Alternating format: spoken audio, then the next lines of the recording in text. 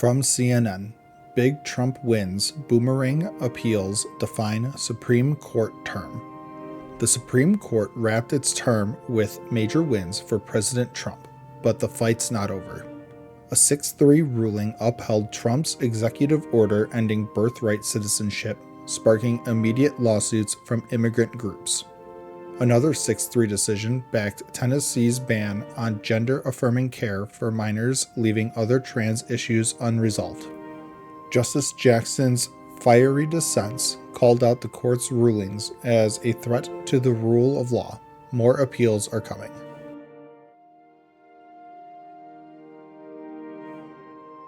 From Fox News, MSNBC host erupts over SCOTUS ruling on Trump's birthright citizenship order. MSNBC's Simone Sanders Townsend called the Supreme Court's birthright citizenship ruling insane on air. The 6-3 decision limited lower courts' power to block Trump's executive order with universal injunctions. Critics like Slate's Mark Stern say the ruling creates chaos, questioning how citizenship will be determined. Justice Barrett clarified the ruling focuses on judicial remedies, not the order's legality, leaving debates open.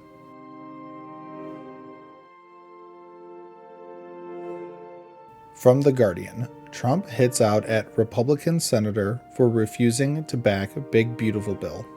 President Trump lashed out at Senator Thom Tillis for opposing his massive tax and spending bill.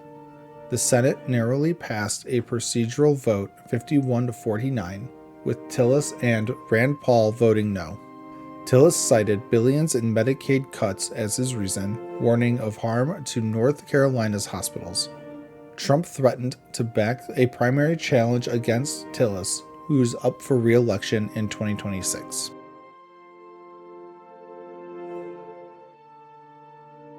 From the Gateway Pundit, this excerpt from Ketanji Brown Jackson's dissent explains why she got nuked by Amy Coney Barrett. Justice Jackson's dissent in a Supreme Court ruling is making waves for its casual tone.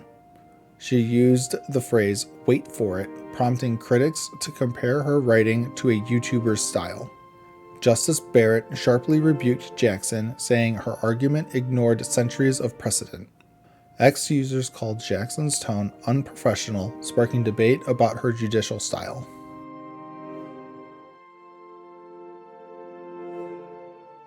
From USA Today, American students reveal how they fled the Israel-Iran war.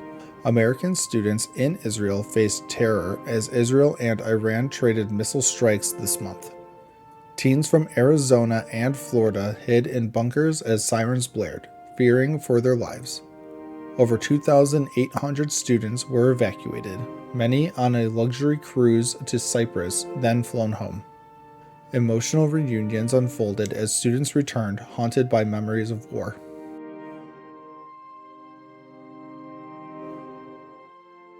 From The Wall Street Journal, Senate narrowly advances Trump's tax and spending megabill. The Senate voted 51-49 to advance Trump's massive tax and spending bill despite GOP defections. The bill extends tax cuts, boosts border security, but cuts Medicaid and green energy funding. Senators Paul and Tillis opposed it, citing debt and Medicaid cuts, worrying moderates. Trump wants it passed by July 4th, but the House faces a tough fight ahead. And as always, thank you for the like, comment, and subscription.